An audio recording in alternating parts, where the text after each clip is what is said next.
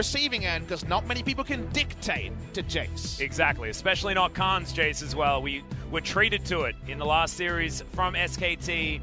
It was up against Kingzone, a Kingzone that were on a tear at the time, and Khan made them look pretty foolish, but Griffin seemed to have dug deep so they can get the Kalista Thresh potentially for the bottom side of the map. We'll see whether that's what they're going to lock in. The latest gold standard seems to be Kalista Galio. That's the only duo banned. Galio is banned in the first round. Everything else is available, so we'll see where the prizes are. Seems like Griffin really want the Aurelia. Now, Aurelia can lane into Jace with a bit of help from jungle and also works well into Zoe in the mid lane outside of some of those bubbles, causing some pain to be dealt with. So this is actually a flex Aurelia first round. That was my expectation when we saw the LeBlanc ban. They're telling SKT, if you want the Zoe, take it. Yeah, well, SKT, are they actually going to? Because they can formulate a pretty devastating pick-style composition, but the Lucian, once again, the tier list right now already is like your eyes are dilated the maximum. It's Lucian and Jace on the same team. Yeah, exactly. Now you can get Lucian Braum in this rotation if you want it as well, but remember, Griffin did manage to school that lane pretty effectively with the Alistar alongside the Kalista. Now they can force a first-round support pick here and start banning other things. That's what you want to do. You just want to hesitate or at least accelerate the support choice. See if Griffin feel like they can just crib into Lahen's extended innings or go for something like the Alistar, which will be banned if it isn't first round. Yeah, the Alistar or the Thresh are available here, and the Alistar was the tried and true choice into this lane last time around. Remember, it was largely because that double kill happened underneath the turret very early, and that was because an early game jungler was chosen by Tarzan. Now, can SKT get rid of enough early game power in this next round of bans? And do consider what the team comps are if this is a 3v3 game, if this is on the Twisted Tree line. SKT have good poke, good laning, Lucian Braum, Jace. However, we talked about this many times when we talked about Urgot being removed from first pick status and Jace replacing him. Jace macro is not. Well, you can still team fight with the Urgot ultimate. You're Jace. You're very much still about playing 4-1, 1-3-1. There's a lot of engage from Griffin, and there's a lot of poke from SKT. So where the draft fills out from here might crib them away from the 3v3 identity, but consider what the bans mean when we already kind of know what the team comps are about. Yeah, well, Sejuani going to be banned here. SKT getting rid of a champion that Tarzan has been overperforming on in history, but hasn't been playing it too much recently. Nocturne going to be banned here as Griffin decide to take away the big counter to the Kalista. An understandable ban there. Want to relieve pressure as much from Viper, who by the end had the double healing shield with Overheal, Bloodthirster, and Play the Ruin King, and was hopping mad, and SKT didn't have backline access. Jace doesn't have backline access either. So will this be about what the team comps have or what the team comps don't have? That's usually the duality of League of Legends comps. You can go for more dive on a threat, or you can get even more power to kite back yourself. That is what is you're empowered to do in drafts, and they actually will ban away the Elise. Tarzan, you guys missed the MVP vote, was MVP winner in spite of having those fights where he died as an afterthought. He was clutch. And now we're going to see an adjustment in strategy. No last pick top laner. In fact, will be Yorick top, and the confirmation of the Aurelia mid to hide Tarzan's jungle champion. Is this going to be a counter pick on Clid, or is it going to be something spicy like his Evelyn? All right, speaking of spicy, Faker's potentially cycling through some interesting pickups. Seer was buffed on this patch. It's a pretty big buff, and it will be selected. Oh, all right. And it will give them the mixed damage they're prizing. So, Aurelia versus Azir in the mid lane, Yorick versus Jace. Blind jungle matchup, and they pick a ticking time bomb, and they just straight up take the Zac and say, you're going to still have to be bold, otherwise Zac in a team fight needs no introduction. Yep, exactly right. You can do some pretty fancy things to a Kalista as well. If she's Fate's Calling, you can get a cow delivery system if you can kidnap at the right time, but hard to land on her with that elastic slingshot. And here we go. All right. Tarzan's going to pull the trigger. He's played this once before, and it was terrifying. I just said it out loud, but I couldn't know it would be today. But the Evelyn is locked in. They do go for a risky last pick jungler to find the picks. They're saying if Jace is extended in the 2v1, they'll explode him. And when they try to load up for the inevitable 4v4 phase, they're going to have one variable that's so hard to account for. Just where is that damn Evelyn? And also, it's another dive threat because you can use the ultimate and get the hell out of dodge from underneath the turret. So they can once again be very, very dangerous. However, not pre-6 this time around. So we'll see what Griffin do to mitigate that. It is important to note that I feel like Evelyn's wheelhouse here is either playing around the Jace in the side lanes, of course, can't ever have full tabs on where she is, or a pick after level 6, but kind of before level 11. The reason why I say that is, at some point, you're trying to threaten Azir, Zac, Lucian, Braum, and you're just going to die as Evelyn, right? Yep. You're too squishy to get any picks in that scenario. Azir in a teamfight scenario just really answers a lot of what Evelyn's about, unless you're already overrunning SKT. So it feels like the window of effectiveness is not level 4 onwards or level 3 onwards like we saw with the Elise. Evelyn can be so much finer with where she is strong, especially because Azir really does loom as a compositional answer. Well, we'll see exactly how SKT is going to be able to navigate this one. I love what Griffin have put together this time, though, because this is mid-game dominance from this team, and they're trying to fight fire with fire. They know that SKT have been able to get advantages in the early game in the past. They're going to try and do the same here, much like game number 2. See what happens game number 3 right now.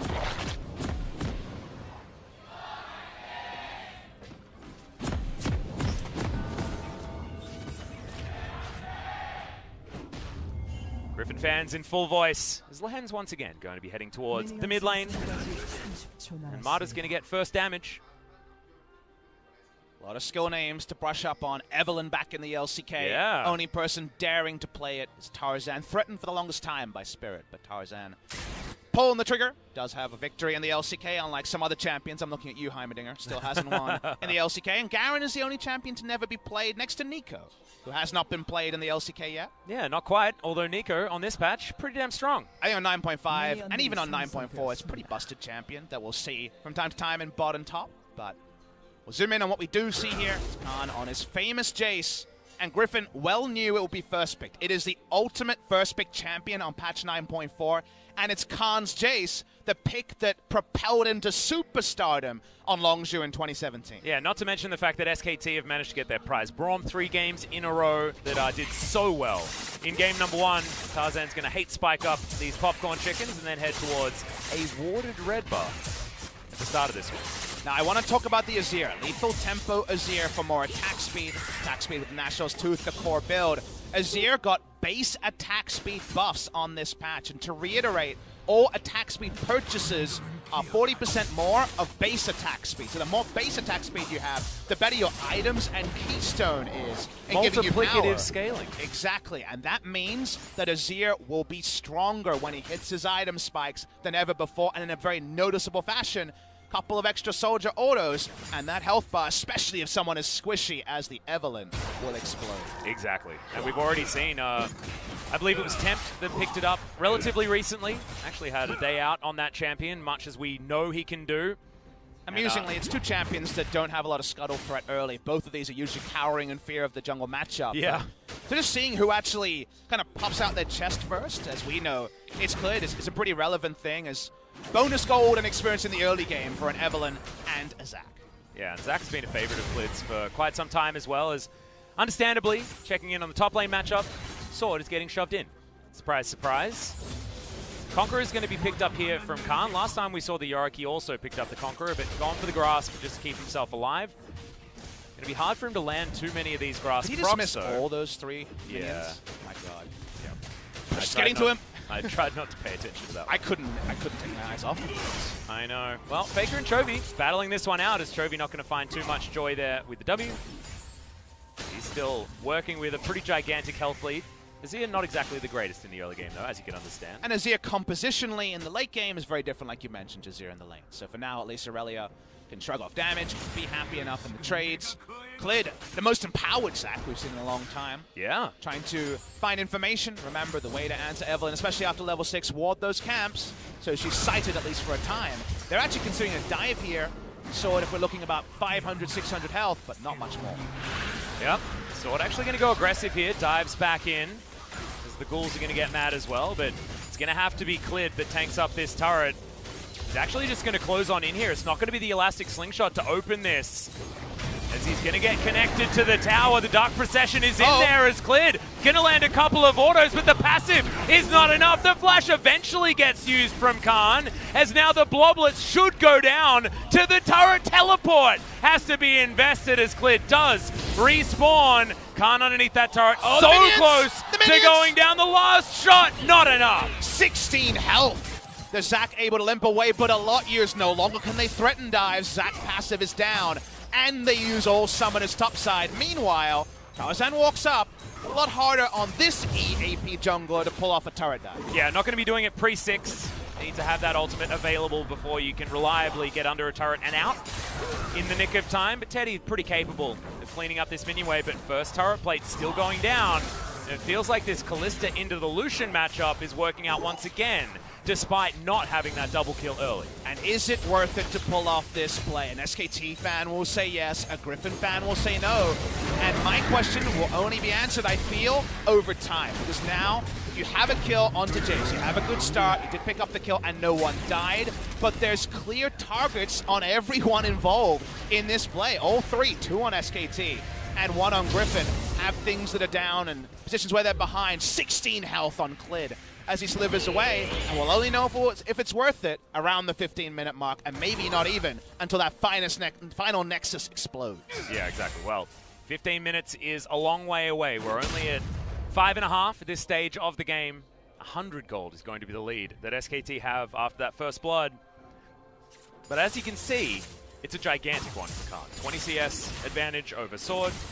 There's a 8 Spike going to clean up some of these minions as Lahens gets a phenomenal knock-up with the Pulverize.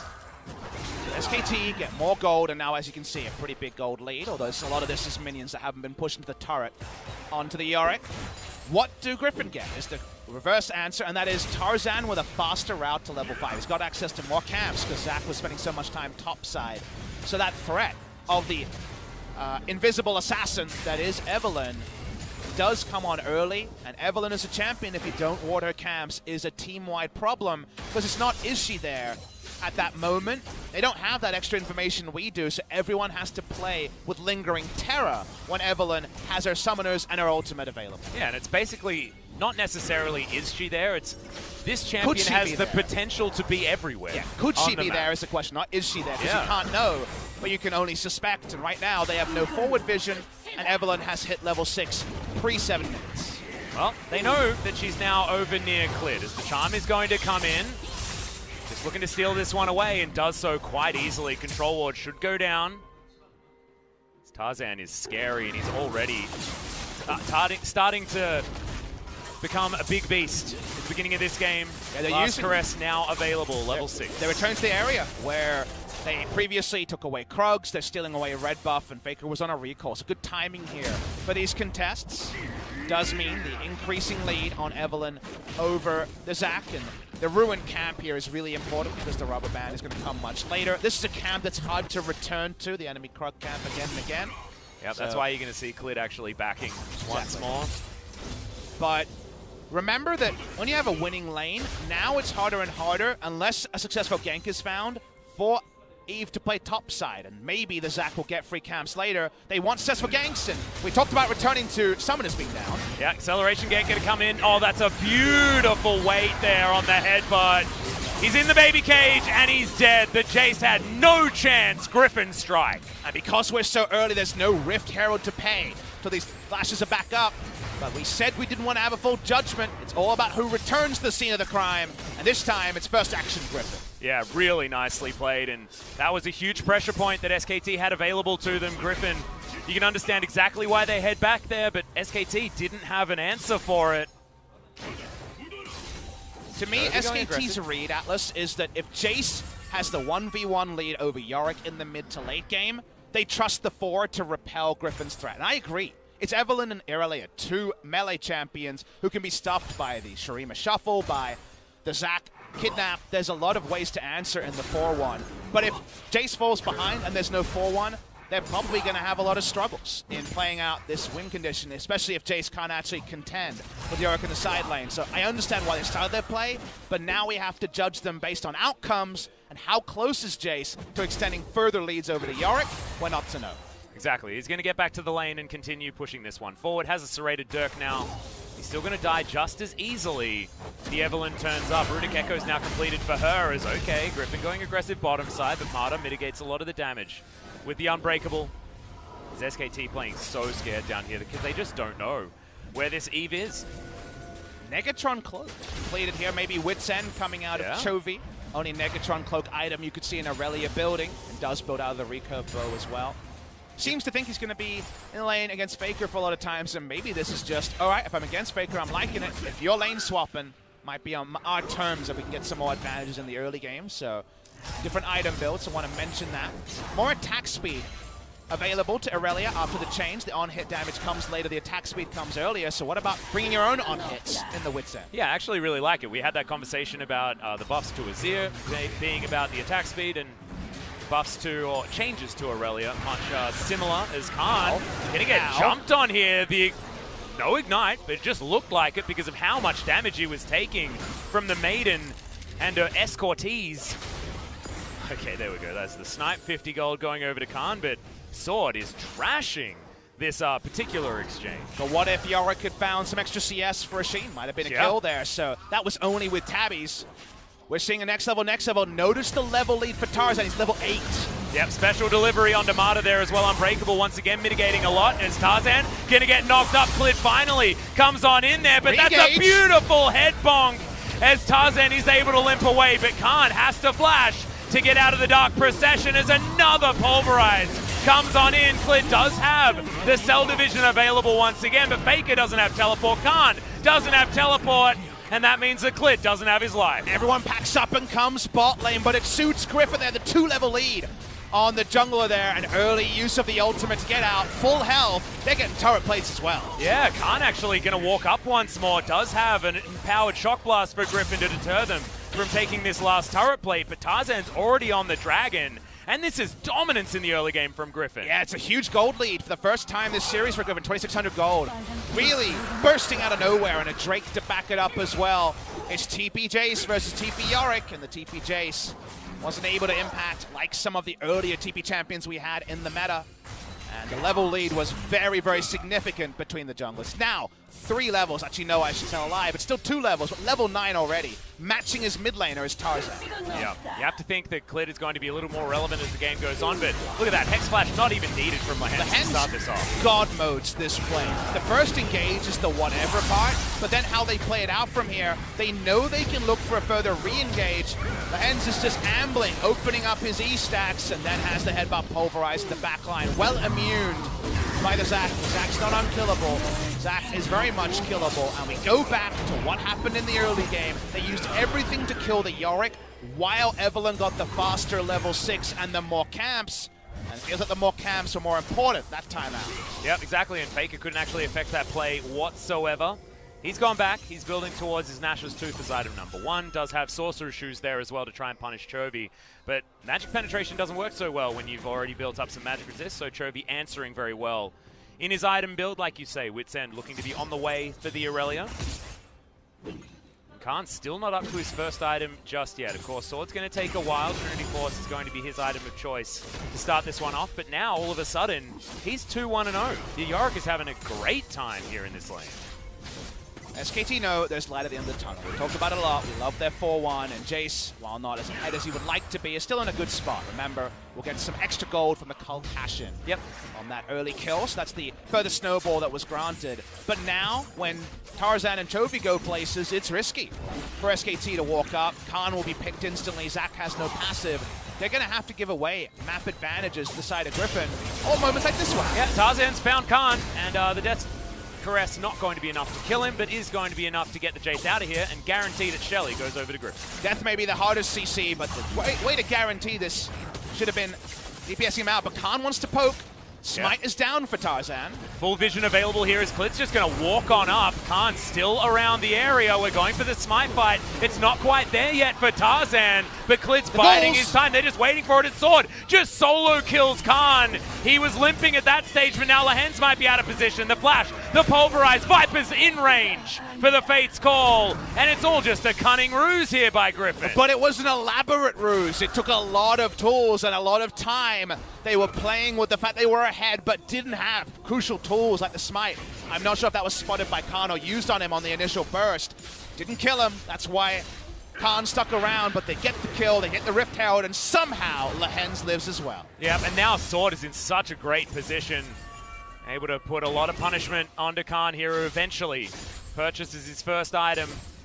Youmuu's Ghostblade now done. 33 minions still need to go down for that Cull cash in, and let's have a look at this one more time. He's very low. And we know Smite is down. Don't look at what it says there. Smite is down to start this play. So it's a lot of posturing at this point. Ghouls do get the kill on Khan. As in the picture-in-picture, we can see Rift Herald in the mid lane. Let's look at the crucial moment here, because Lehens just tries to contest it. We'll just have to hold the point. We see a charge. It's after 14 minutes, so no more gold in the pockets of Chovy. Yeah, not going to be able to get too much more from that one, but to weaken this turret is certainly a good thing. They want to be able to open up this map to allow Tarzan to move freely through the enemy jungle. In fact, turrets going down are going to be even more important on Griffin's side than they have in previous games. We talk about it being very important, but with an Evelyn, having that true sight on the turrets is actually a huge deal.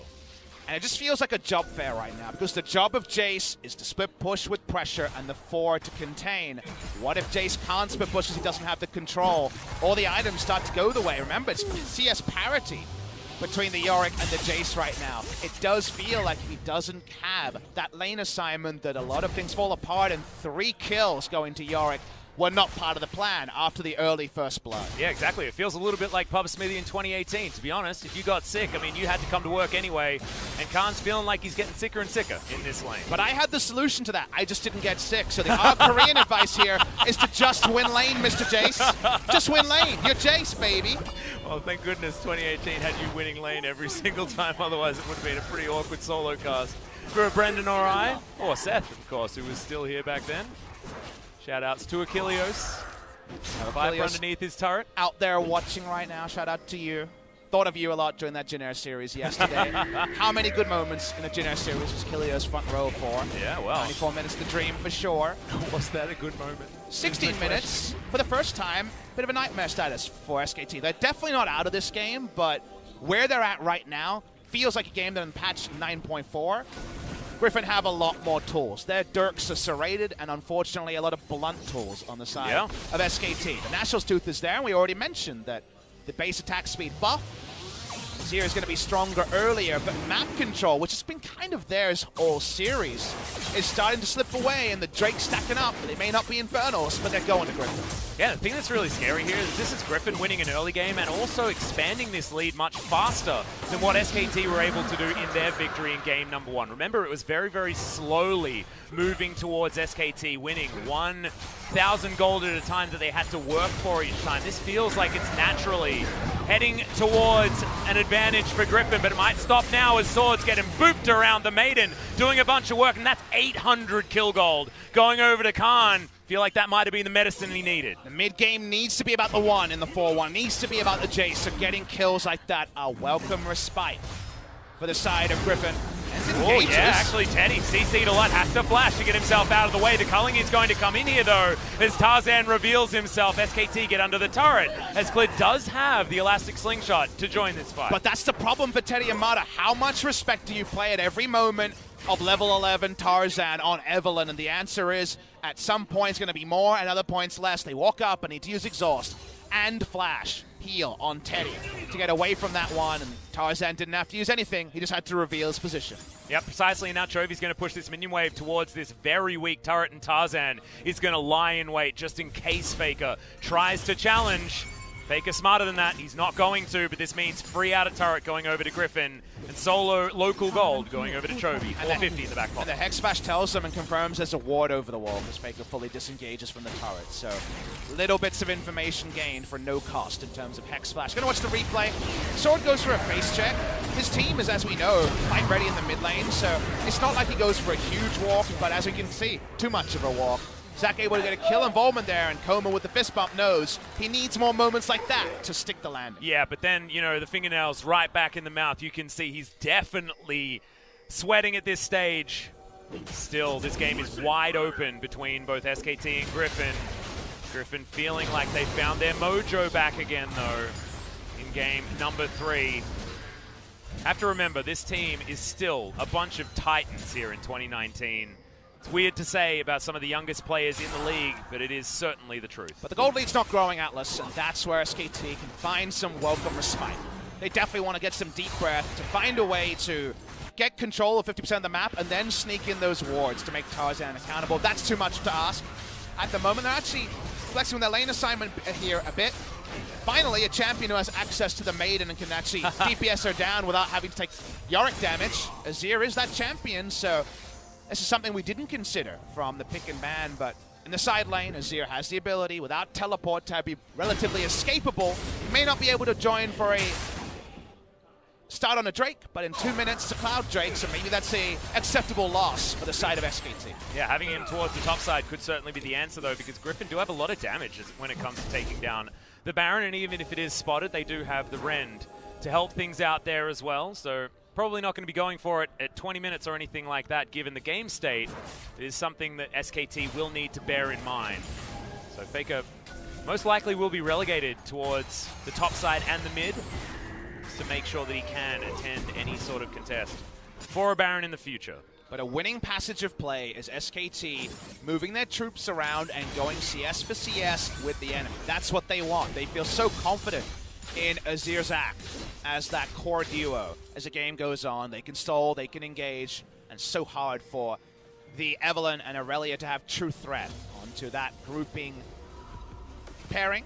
Yep. But Griffin want to continue to make this game about what they have. They have a fed Evelyn knocking on the door of a Lichbane rush as a second item. And has level parity with Khan. Every time you see Sword just giving up on a minion wave and rushing towards Jace, though, should be pretty aware that Evelyn's likely to be here. Evelyn trying to find Jace, and for now, Jace unawares. Yeah. Lying in wait here, as he's just going to walk straight up to melee range with Tarzan. The flash comes in, but there's the charm. See you later, mate.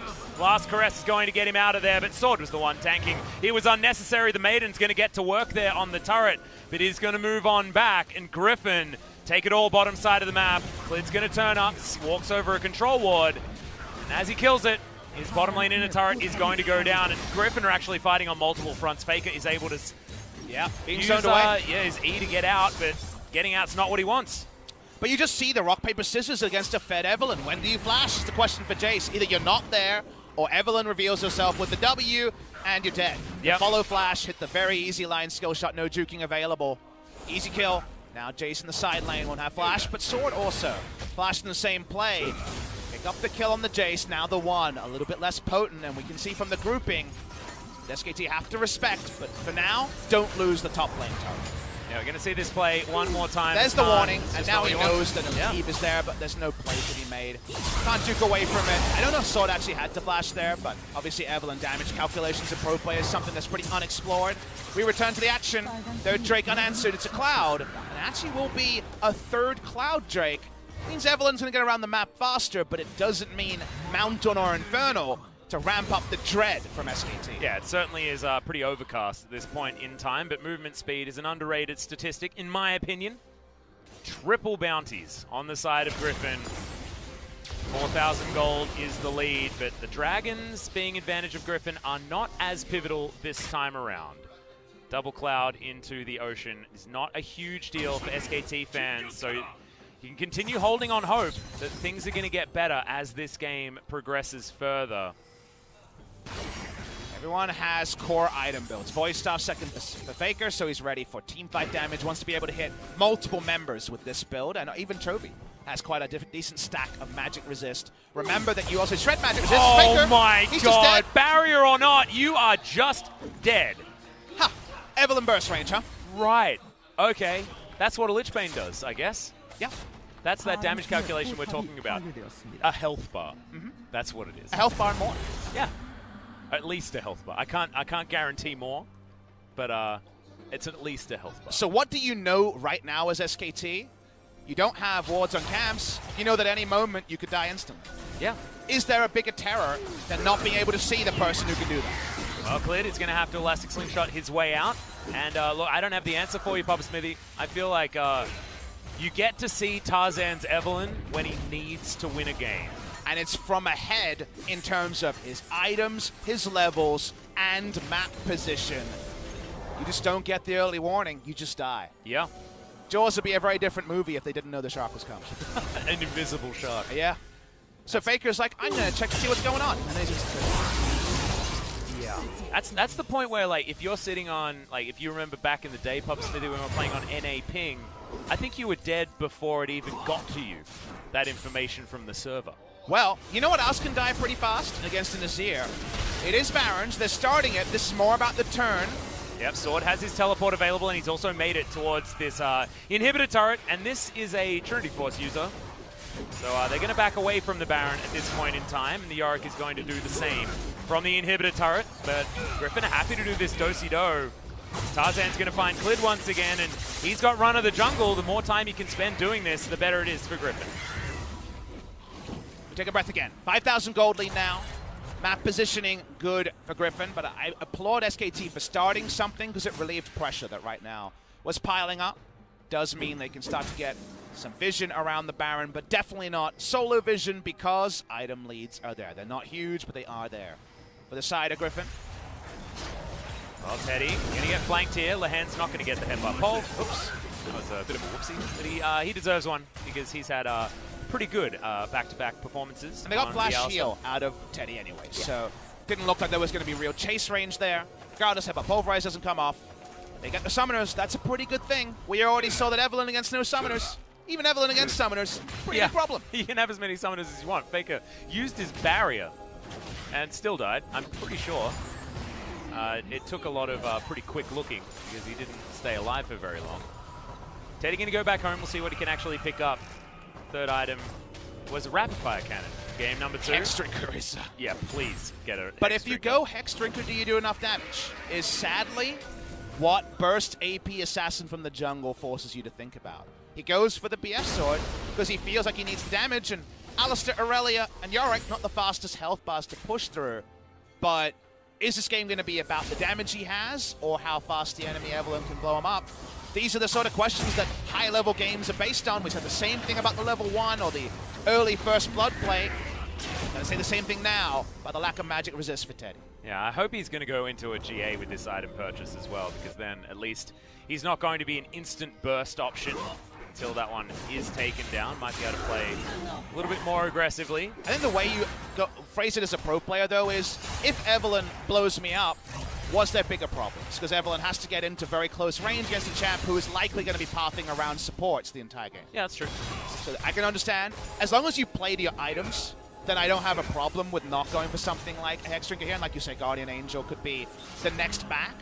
But it's all about playing to your win conditions, playing to your advantages and your disadvantages. And so far, Griffin have been just a little bit better as Tarzan shows up and everyone gets the hell out. Yeah, it's nice timing, but is it actually going to be enough? Good double knock up there as Marta throws down the ultimate, but the pulverize is also great. Teddy, he has the shield. Viper's in trouble, and Teddy somehow survives. Now in the backline, Khan's keeping everyone busy as Tarzan has been given up. Lehens just pulverizes the Lucius, but look at the Faker damage. That is just insane, as now Sword, not a lot of options, and Chovy's already out of here. This should be Baron and SKT back in the driver's seat. That is the turning moment. They get the pick onto the Kalista, who goes too aggressively to pick up the kill. Griffin didn't need to do that. They flexed, and now SKT's on Baron. Yeah, Chovy's trying to grab whatever he can. I believe this will be out of turret, falling in the mid lane for Griffin, but the Baron will go to SKT. 3,000 gold to lead for Griffin. This power play should be able to get SKT back in the lead. Huge Baron, and it's when the rest of the map was set up for Griffin to force bad trades for SKT. Instead, SKT get a Baron that should never have been on the menu. We'll have to watch the replay to fully take it all in. But their lust for killing Teddy was too much. Yeah, and that's a Spear of Sojin coming in as we have a look at this one more time. So does Tarzan ever actually get the bonus damage there? Hard to tell. They dive in. Teddy lives on a sliver, and from there, Viper, who's full health, dives straight into the culling with no more threat, with Faker fighting next to him, and that means that he goes down. Viper is too razor trained upon backline access. He has no one in front of him. He has no one healing for him, and only Lehen's giving up his health bar is enough to change anything, and the best they can get is a one-way exit ticket for Chovy. Yeah, Chovy actually uses his teleport to go straight back into the mid lane, so at least get something for it. As you can see, Coma starting to look happier and happier in this game. People will say how unlucky. He should have died. He was so low.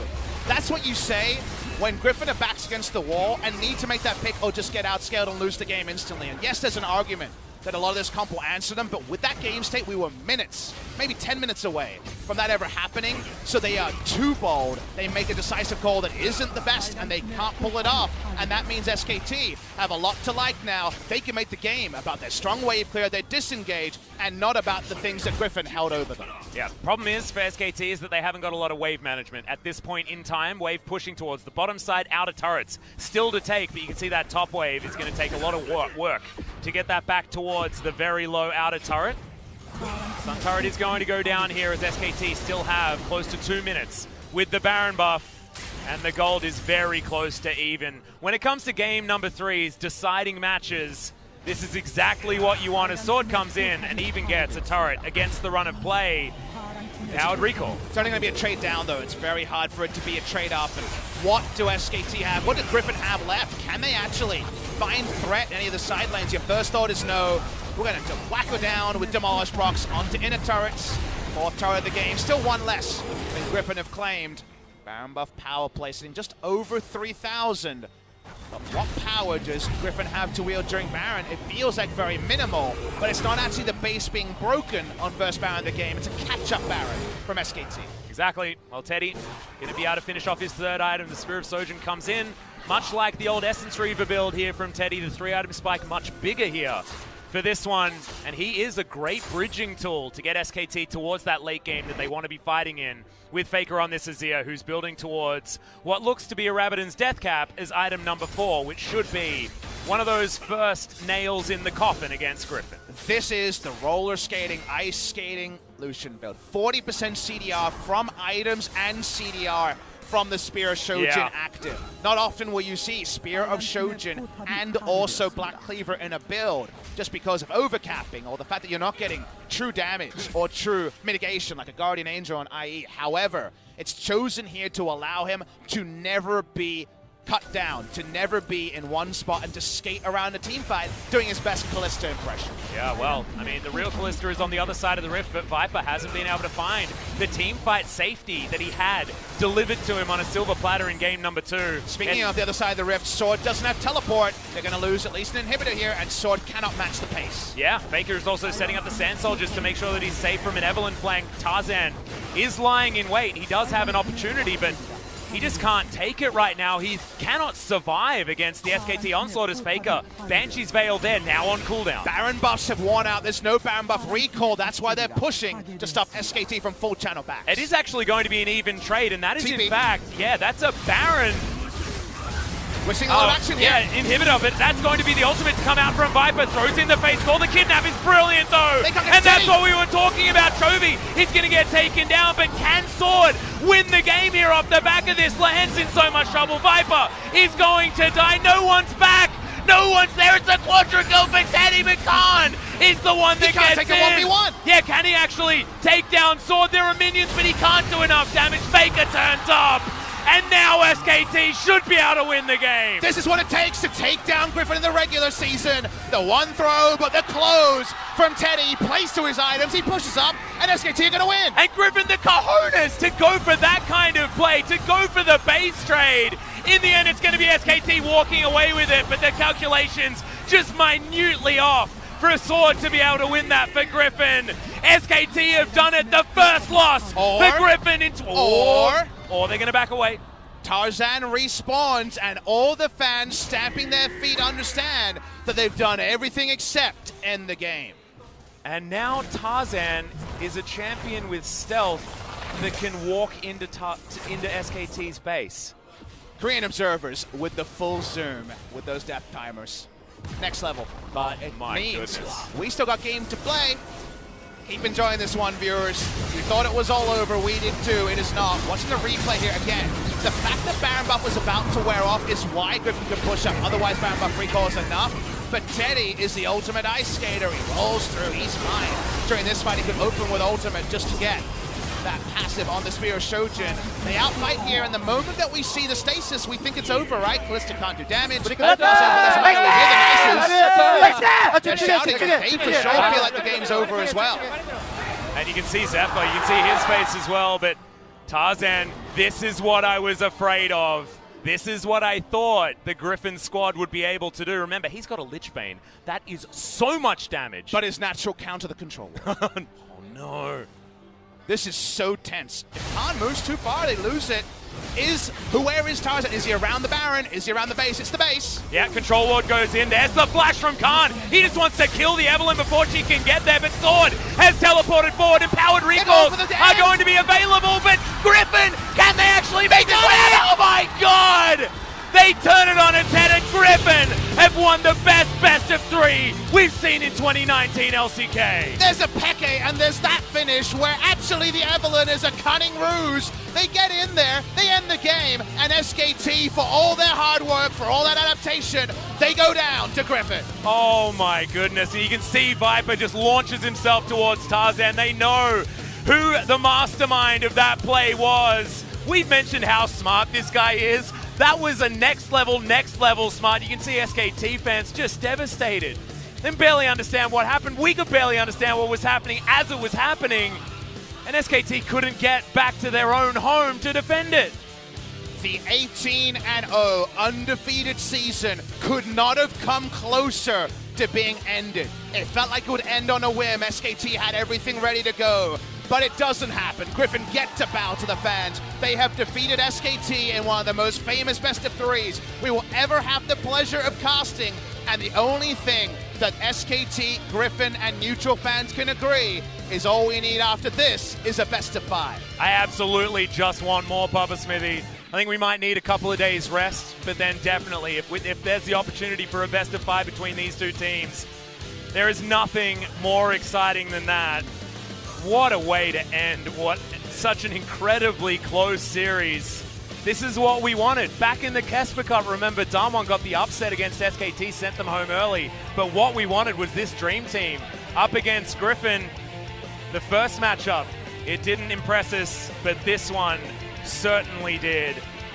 Certainly shown that Griffin can bleed as we move closer and closer towards that gauntlet. Says that Griffin can bleed. They're bleeding out, Atlas. They're all over the place. This is some Rambo stuff right here. How did he survive all these bad guys? Oh, the tale of the tape for these 3 games is unbelievable. And all the players can do is smile with some bemused smile, pack up their gear, and know they got out. They keep up their undefeated streak. But there never, ever can be a closer finish than what we saw in this game number 3. And we just have to remember back to how young these players are as well. And think about the game of chess that they just won in that late game. Open Nexus comes in, you expect Evelyn to try and backdoor, right? But you don't expect the double TP to come in with this control ward delivery after the flash. So he ults over the wall. This is something that was lost in the play. Puts down his own control ward. Of course, revealed, he ulted over the wall. But that allows double TP to come in.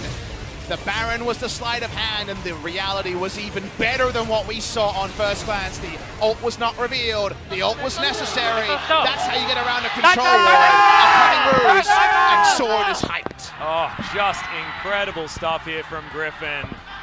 That game, unbelievably close. But yeah, throw it all away. All of these stats, all this stuff, it's unnecessary now because we just want to see that matchup one more time. I just want to see it for the rest of the year. That's what I want.